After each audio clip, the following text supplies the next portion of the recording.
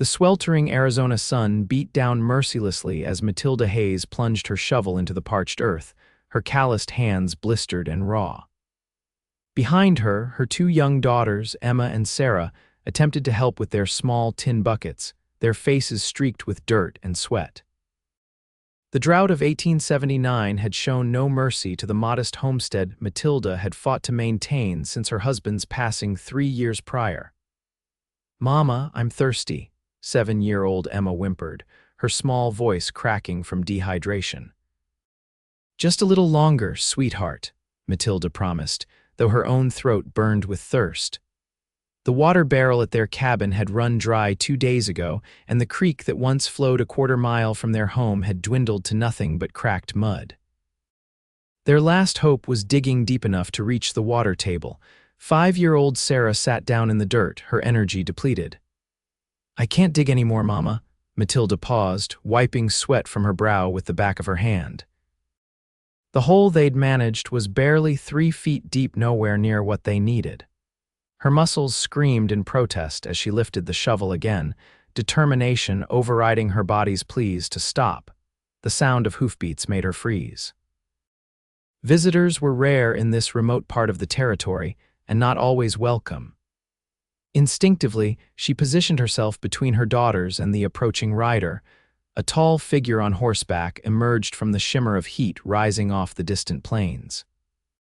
As he drew closer, Matilda could make out a weather-beaten cowboy hat, a dust-covered denim jacket, and the glint of what might have been a badge on his chest. The stranger reined his chestnut stallion to a stop several yards away. His face was partially hidden beneath the shadow of his hat brim, but she could see a strong jawline covered in several days' worth of stubble. "Afternoon, madam," he called, his voice deep but gentle. He tipped his hat respectfully. "Looks like you're having a hard time of it." Matilda straightened her spine, keeping her daughters behind her. "We're managing just fine, thank you." The man dismounted with the fluid grace of someone who'd spent most of his life on horseback. Up close, she could see he was younger than she'd first thought, perhaps 30 or so, with kind blue eyes that contrasted with his sun-weathered face.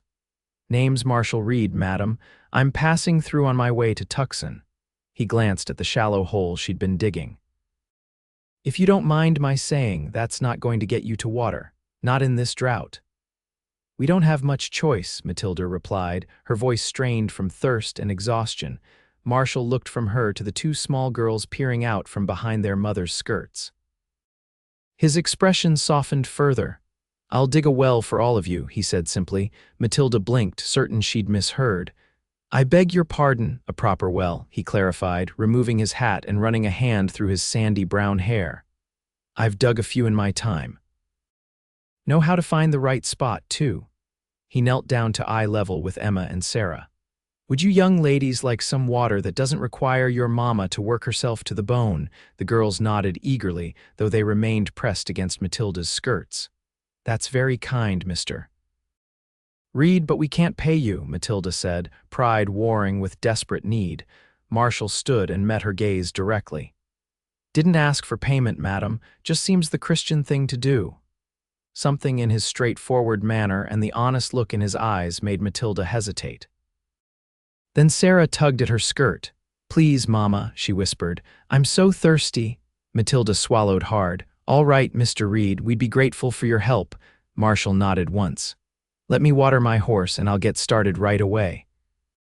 I've got some canteens in my saddlebags, enough to tide you over until we get that well dug." As he turned to retrieve the water, Matilda watched him with a mixture of wariness and hope. In the harsh wilderness of the Arizona Territory, strangers rarely offered help without expecting something in return. Yet there was something about Marshall Reid that made her want to trust him, despite years of hard-learned caution. Little did she know that this chance encounter would change the course of all their lives. By nightfall, Marshall had identified a promising location for the well, not where Matilda had been digging, but closer to the base of a gentle slope about 50 yards from her cabin. He explained something about groundwater flowing beneath the surface and how to read the landscape for signs of it. "We'll start properly at first light," he told her as they sat on her porch. The girls had fallen asleep inside after devouring a rabbit Marshall had shot, and Matilda had stewed with the last of her vegetables. "Why are you really helping us, Mr. Reid?" Matilda finally asked, her voice low so as not to wake her daughters through the open window. Marshall gazed up at the star-filled sky. "My ma raised me to believe that a man's worth is measured by what he gives, not what he takes." He paused. "And I've seen what happens to folks out here when the water runs out." A shadow crossed his face, and Matilda sensed there was more to his story than he was telling. "You have somewhere to be, you said. Tucson?" He nodded. "I'm tracking someone, been at it for nearly 2 months now." "You're a lawman, then?" she asked, noticing again what looked like a badge partially obscured by his jacket. "U.S. Marshal," he confirmed, "but my quarry's trail has gone cold. A few days helping you won't make much difference at this point." Matilda studied him in the soft glow of the oil lamp. "You could be lying. For all I know, you could be an outlaw yourself." A smile tugged at the corner of his mouth.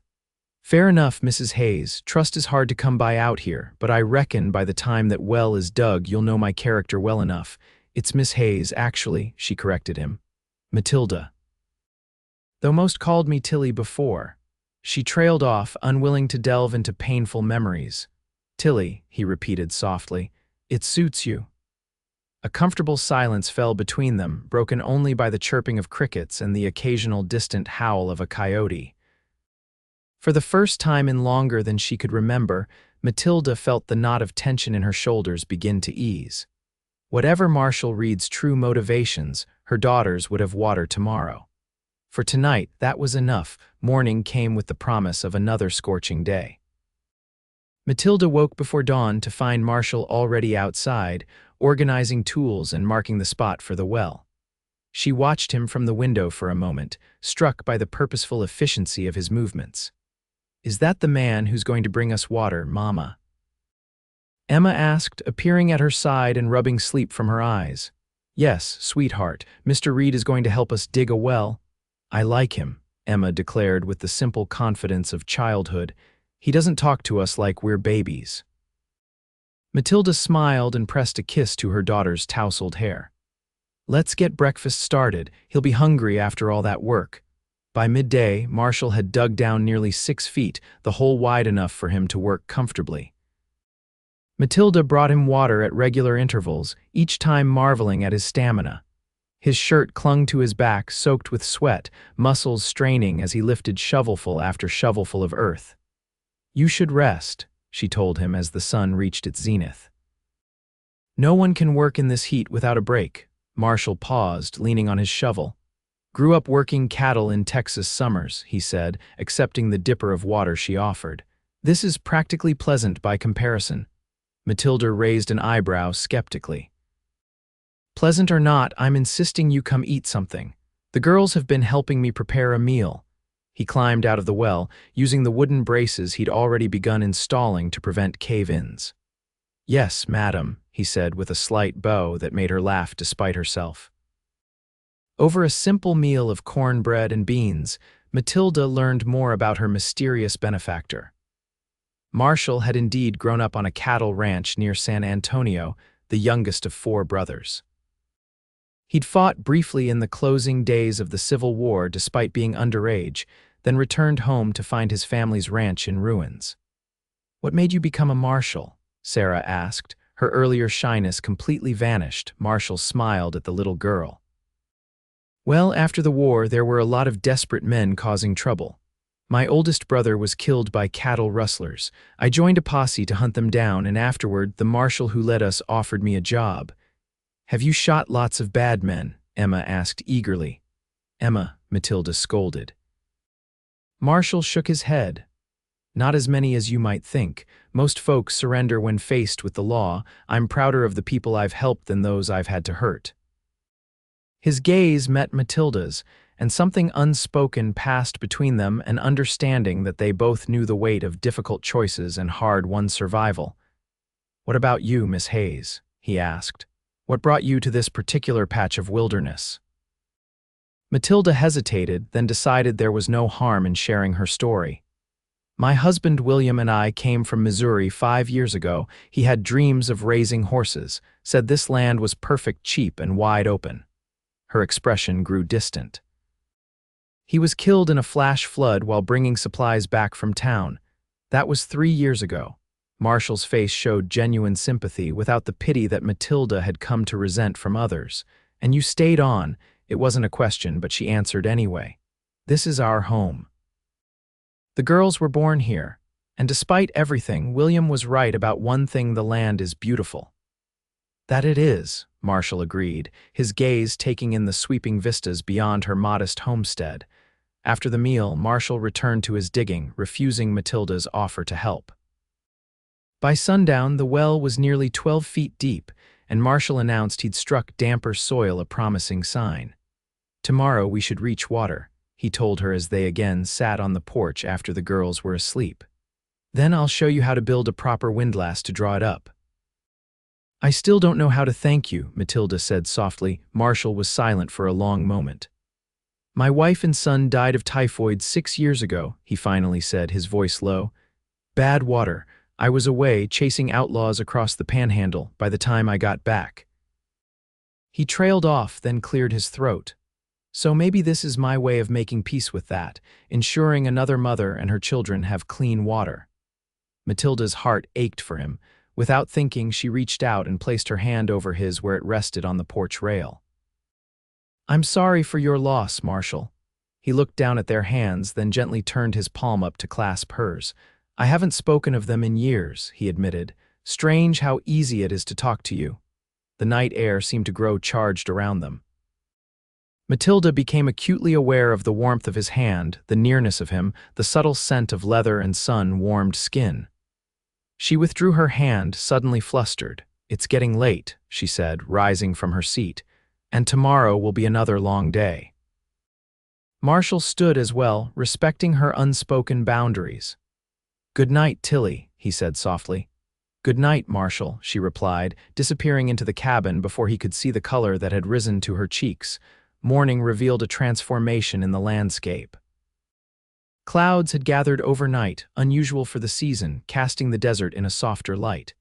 Matilda stepped outside, inhaling the scent of moisture in the air. Storm coming, Marshall observed, already at work by the well. Not close yet, but moving this way, rain. Emma asked hopefully, joining them outside. Might be, Marshall replied, but we won't count on it. That's why we need to finish this well today. He worked with renewed intensity, and by mid-morning, a triumphant shout from the bottom of the well brought Matilda and the girls running. Water. Marshall called up. Clear, sweet water. The girls jumped up and down with excitement as Marshall climbed out, his boots and the legs of his trousers soaked. He was grinning broadly, his face streaked with mud but alight with satisfaction. Without thinking, Matilda threw her arms around him in celebration. He stiffened momentarily in surprise, then returned the embrace, lifting her slightly off the ground in his enthusiasm. When he set her down, their eyes met, and for a heartbeat, the world around them seemed to fade away. Emma tugged at Marshall's sleeve, breaking the moment. Can we see the water?" Marshall knelt down. "Not yet, little one, it's still too dangerous, but by this evening you'll have all the water you need." The rest of the day was spent constructing a windlass, a simple wooden frame with a crank and rope to lower and raise a bucket. Marshall showed Matilda how to brace the sides of the well with stones to prevent collapse, working with her to carry and position them just so. As they worked side by side, Matilda found herself watching his hands, strong, capable hands that moved with surprising gentleness, whether handling tools or helping one of her daughters. There was something deeply comforting about his presence, a steady reliability that she hadn't realized how much she'd missed. By late afternoon, dark clouds loomed much closer and a cool breeze had picked up. "We need to finish before that storm hits," Marshall said, eyeing the sky with concern. "If it's a gully washer, it could flood the well before we've properly sealed the top." They worked faster, Matilda following his instructions carefully. Even the girls helped, bringing small stones and fetching tools when asked. As the first distant rumble of thunder sounded, Marshall secured the last support for the windlass.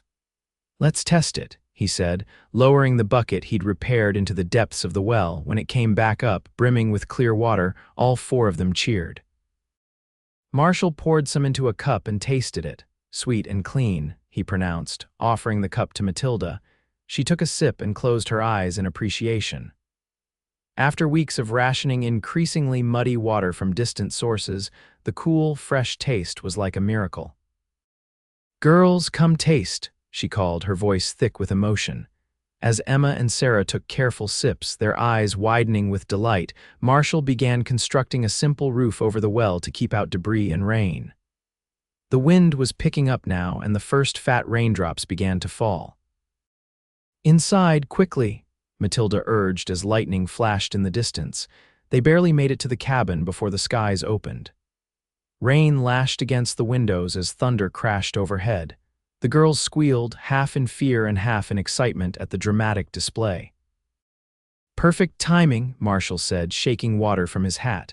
"And a bit of luck. This rain will help refill the groundwater. Is that what you call it?" "Luck?" Matilda asked quietly as the girls ran to the window to watch the storm. Marshall looked at her with those penetrating blue eyes. "Maybe not. Maybe it's something else entirely." The storm raged through the evening, keeping them confined to the cabin. Matilda cooked a hearty stew with some of the provisions Marshall had shared from his saddlebags. The small space, which had felt lonely for so long, now felt warm and alive with conversation and laughter. After dinner, Marshall entertained the girls with stories of his travels carefully edited to exclude the more dangerous aspects of his work. He had a gift for storytelling, bringing far-off places to life with his descriptions. Matilda found herself as captivated as her daughters. When it was time for the girls to sleep, they both insisted on hugs from Marshall before allowing themselves to be tucked into bed. Matilda watched from the doorway as he awkwardly but tenderly embraced each child, something shifting in her heart at the sight. Left alone in the main room of the cabin, an unexpected shyness fell between them. Outside, the storm had settled into a steady rain, drumming rhythmically on the roof. "You're good with them," Matilda said, breaking the silence as she poured them each a cup of coffee. Marshall accepted the cup gratefully. "They're easy to be good with, smart, resilient like their mother." Matilda felt herself blush. "They've had to be. Life out here doesn't allow for weakness." "No," he agreed, "but there's a difference between being strong and being alone." He hesitated. "Forgive me if I'm speaking out of turn, but you've been carrying too much by yourself, Tilly." The use of her nickname, spoken with such gentle concern, broke something loose inside her. To her horror, she felt tears welling in her eyes. "I haven't had much choice," she whispered. Marshall set down his cup and moved closer, not touching her but offering his presence as comfort. "Everyone needs help sometimes, even the strongest among us." A tear spilled over, tracing a path down her cheek. Marshall reached out slowly, giving her time to pull away, and wiped it gently with his thumb. "I should go," he said, his voice rough with emotion. "I've imposed on your hospitality long enough." "No," Matilda said quickly, surprising herself with her vehemence. "I mean, the storm, you can't leave in this weather."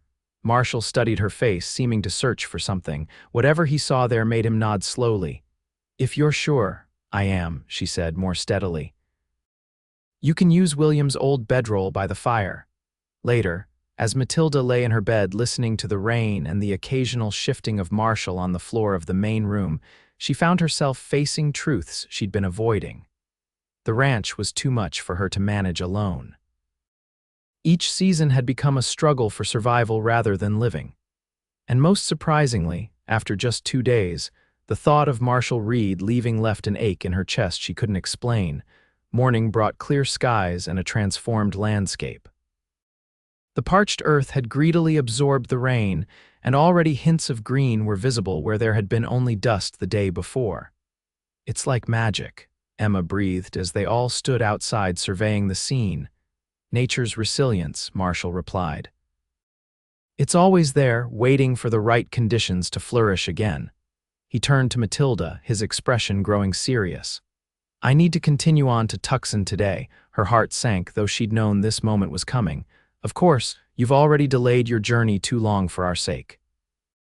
Marshall shook his head, Not too long, not by any measure that matters, he hesitated, but I have a duty to fulfill, a promise I made. The person you're tracking, Matilda guessed, he nodded. A former soldier turned bank robber. He's killed 3 people that we know of. I'm the only one who can identify him on sight. Matilda understood duty all too well. She'd been bound by her own sense of it since William died, duty to his memory, to the ranch he'd loved, to raising their daughters in the home he'd built. How long will you be gone? She asked, then flushed at the presumption in her question. A slow smile spread across Marshall's face. Are you asking if I'm coming back, Tilly? Before she could answer, Emma tugged at his sleeve. You have to come back, she insisted. You promised to teach me how to fish in the creek when it fills up again. Marshall knelt down to her level. And I keep my promises, Miss Emma, always. He stood and met Matilda's gaze. 2 weeks, 3 at the most, if that's agreeable to you. Matilda felt a warmth bloom in her chest. We would welcome you any time, Marshall. Mac, he said. My friends call me Mac. Mac, she repeated, liking the way it felt to say it. Safe travels. As they watched him ride away, Sarah slipped her small hand into Matilda's. He's coming back, isn't he, Mama? Matilda squeezed her daughter's hand. I believe he is, sweetheart. Good, Sarah said decisively, because I think you smile more when he's here. Out of the mouths of babes, Matilda thought, unable to deny the truth of her daughter's observation. The days following Marshall's departure fell into a familiar rhythm, but now with the blessing of abundant water. The well he'd dug produced consistently, and Matilda no longer had to ration every precious drop. She was able to revive her vegetable garden with regular watering, and even set up a small wash basin on the porch for laundry. Yet despite these improvements, the cabin felt emptier than it had before. The girls asked about Mr. Mac daily, wondering when he would return and what adventures he might be having. Matilda found herself glancing down the trail more often than she cared to admit, hoping to see a familiar figure on horseback. 2 weeks passed with no sign of him. Then 3. Matilda tried to quell her disappointment, reminding herself that law work was unpredictable. He might have been delayed or sent on another assignment immediately, or he might not be coming back at all. Nearly a month after Marshall's departure, Matilda was hanging laundry when she heard Emma shout from where she was playing with Sarah near the well. Riders coming, Mama, lots of them. Matilda's heart jumped, then immediately filled with concern. Multiple riders usually meant trouble. She hurried to the cabin for the rifle William had taught her to use, then positioned herself on the porch, keeping the girls behind her. As the riders drew closer, she counted 5 men. 4 were dressed like cowboys, but the 5th, riding slightly ahead, wore a familiar hat that made her pulse quicken. When they were close enough for her to make out faces, relief flooded through her. It's Mr. Mac, Sarah exclaimed, darting past Matilda before she could stop her. Indeed, it was Marshall, looking trail-worn but breaking into a broad smile at the sight of them. Behind him rode 4 strangers, all watching with curious expressions as Sarah ran to meet them. Marshall dismounted quickly, catching Sarah as she launched herself at him. "Whoa there, little lady," he laughed, swinging her up into his arms. Emma was only steps behind her sister, and Matilda found herself walking forward as if pulled by an invisible force.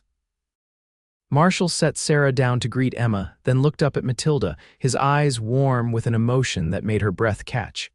"You're late," she said, trying for sternness but failing as a smile broke through. "Had to make a few stops along the way," he replied, gesturing to the men behind him. "Tilly, I'd like you to meet some friends of mine. This is Daniel Cooper, Joshua Winters, Frank Thompson, and Samuel Porter, best cowhands in 3 territories and currently unemployed." The men tipped their hats respectfully. Matilda nodded in greeting, confused by their presence. "Pleased to meet you all, but I don't understand." Marshall took a deep breath. "I've spent the last few weeks thinking about what you said about this land being beautiful and having potential, and about how much you've been trying to handle alone." He gestured toward the neglected corrals and pastures beyond the cabin. "This is good grazing land, good water now, thanks to the well. William was right about it being perfect for horses."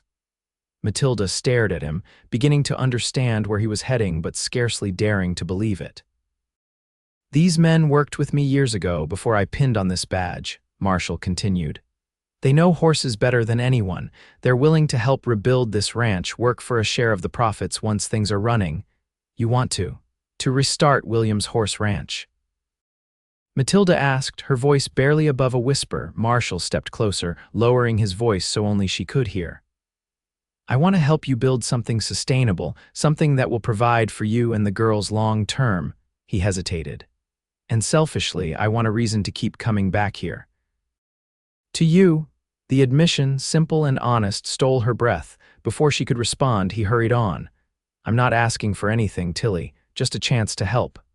I've saved most of my marshal's pay over the years, never had much reason to spend it. It's enough to buy a good starting herd and pay these men until the ranch turns a profit." "Why?" she managed to ask. "Why would you do this?" Marshall's expression softened. "Because in 2 days here, I felt more at home than I have in 6 years of wandering. Because your daughters remind me there's still innocence and joy in this hard world, and because—" He swallowed hard, "because when I look at you, I see a future I thought was lost to me forever." Tears filled Matilda's eyes. Around them, the cowhands had tactfully moved away, taking the girls with them to water the horses at the new well, giving them privacy. "I can't accept such generosity," she said, though everything in her wanted to. "It's not charity," Marshall insisted. "It's an investment." "In the ranch, yes, but more than that in possibilities." He took her hand gently. "I'm not asking for promises, Tilly, just permission to try." Matilda looked into his earnest blue eyes and saw something she recognized: loneliness, yes, but also hope. The same hope she'd been afraid to acknowledge in herself. "Yes," she whispered. "Yes."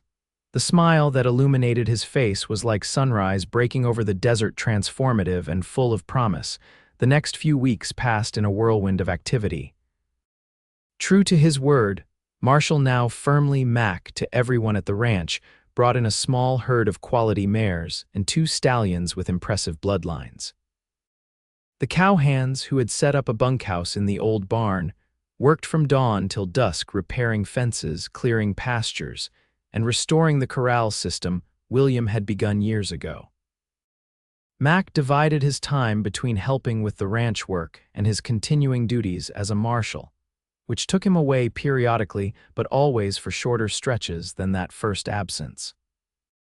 Each time he returned, the reunion between him and the girls grew more affectionate, and the moments he and Matilda managed to steal alone grew more precious.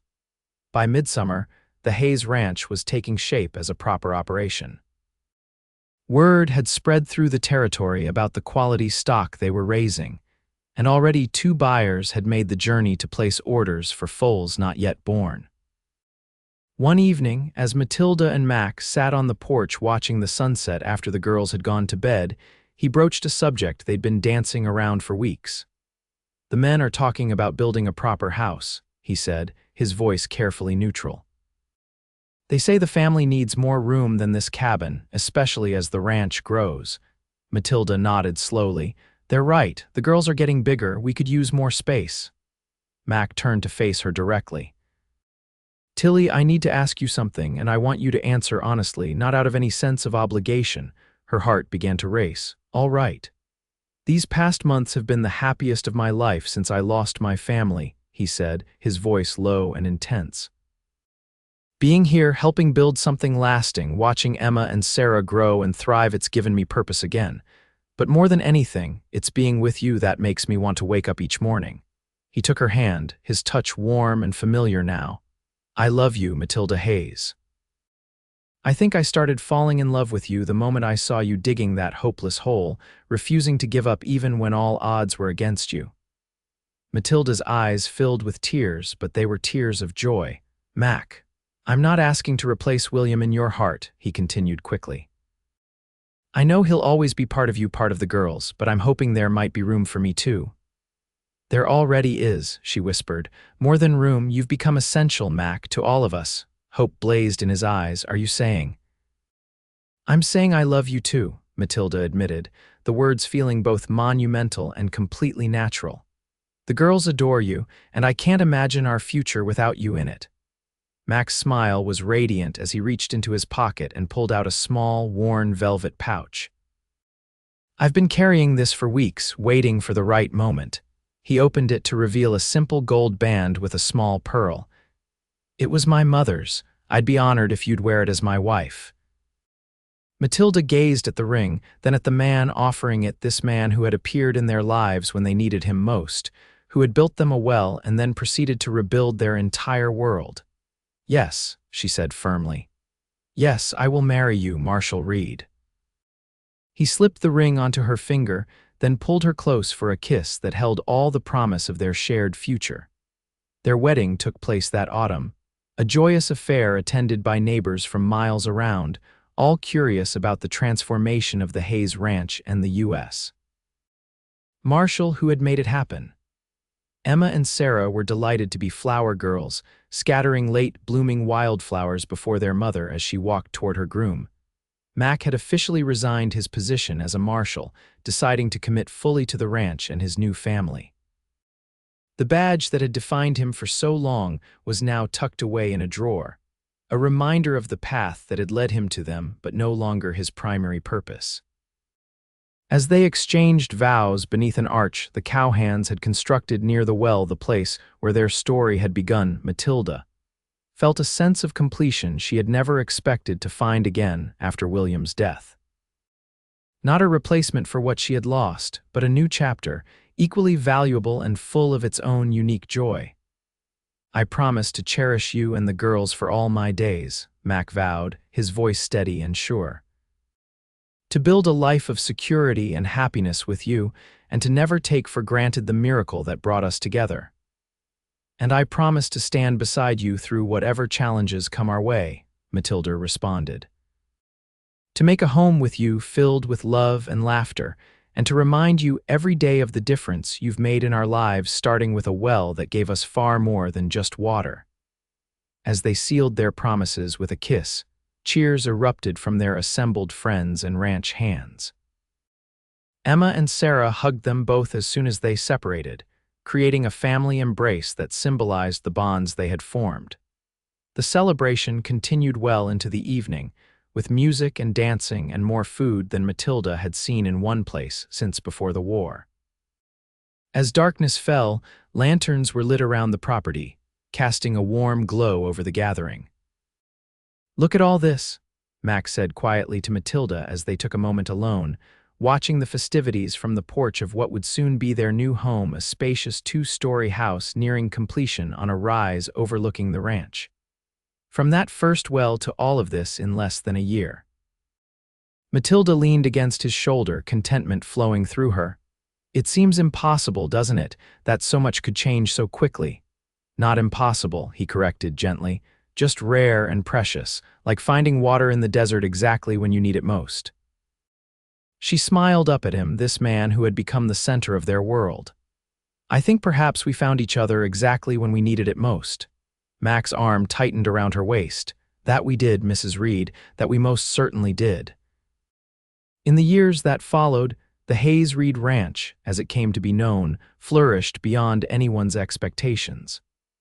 Their horses became renowned throughout the Southwest for their strength and intelligence, with buyers coming from as far away as California and Texas to purchase stock. The family grew as well. A year after their wedding, Matilda gave birth to a son they named James William Reid, combining Mac's father's name with her first husband's in a gesture that honored their shared past while celebrating their present joy. 2 years later, a daughter they called Grace completed their family. Emma and Sarah thrived under Mac's gentle guidance, blossoming into confident young women who were as comfortable breaking horses as they were keeping the ranch's accounting book skills Mac insisted would serve them well in a changing world. They never called him father, but something even more meaningful emerged. They called him Pa, a name they had chosen themselves to signify his unique place in their hearts. The well that had started it all remained a central feature of the ranch, though it had been enhanced over the years with a more elaborate windmill and pump system. Mac made sure it was maintained meticulously, often telling new ranch hands the story of how he had come upon a determined woman and her daughters digging hopelessly for water, and how that moment had changed everything. On their 10th wedding anniversary, Matilda and Max stood together by that well at sunset, their 4 children playing nearby under the watchful eyes of Daniel Cooper, who had become the ranch foreman and a beloved uncle figure to the Reid children. "Do you ever think about how different our lives would have been if you hadn't ridden by that day?" Matilda asked, leaning into her husband's embrace. Mac considered the question seriously. "Sometimes. I was tracking a dangerous man, focused entirely on my duty. I almost didn't stop." He shook his head, still amazed at how close he had come to missing this life. "But something made me rein in when I saw you digging. Maybe it was seeing the girls, or maybe just admiring your determination. Whatever it was, I'm grateful for it every day." Matilda watched their children, Emma, now 17, and beginning to attract attention from the sons of neighboring ranchers. Sarah, at 15, showing a remarkable talent for horse training. James, an energetic 8-year-old with his father's blue eyes, and 6-year-old Grace, who had Matilda's quiet strength and observant nature. "Do you ever miss it?" she asked. "The badge, the purpose it gave you?" Mac followed her gaze to their children, then looked around at the thriving ranch they had built together. "Not for a second," he answered honestly. "I thought being a marshal gave me purpose, but I was wrong. This you, the children, our home, this is purpose." He turned to face her fully, taking both her hands in his. 10 years had added subtle lines around his eyes and streaks of silver at his temples, but to Matilda, he was more handsome than ever, his face now marked by joy more often than sorrow. "When I offered to dig that well, I was just trying to help a woman and her children survive a drought," he said. "I had no idea I was actually digging the foundation for my own happiness." Matilda rose on tiptoe to kiss him, still feeling the same thrill she had when they'd first acknowledged their feelings for each other. "And I was just trying to find water for my girls. I never imagined I'd find a whole new life waiting beneath the surface." As the sun sank below the horizon, painting the sky in brilliant oranges and purples, their children ran to join them. The family stood together by the well that had brought them together, a living testament to how a single act of kindness could transform not just a moment, but entire lifetimes. From desperate drought to abundant love, from a solitary struggle to a flourishing family, from a simple offer to dig a well to a legacy that would endure for generations, their story had become legend in the territory. A reminder that even in the harshest landscapes, hope could take root and bloom if given half a chance. And it had all begun with 7 simple words spoken by a passing stranger. "I'll dig a well for all of you."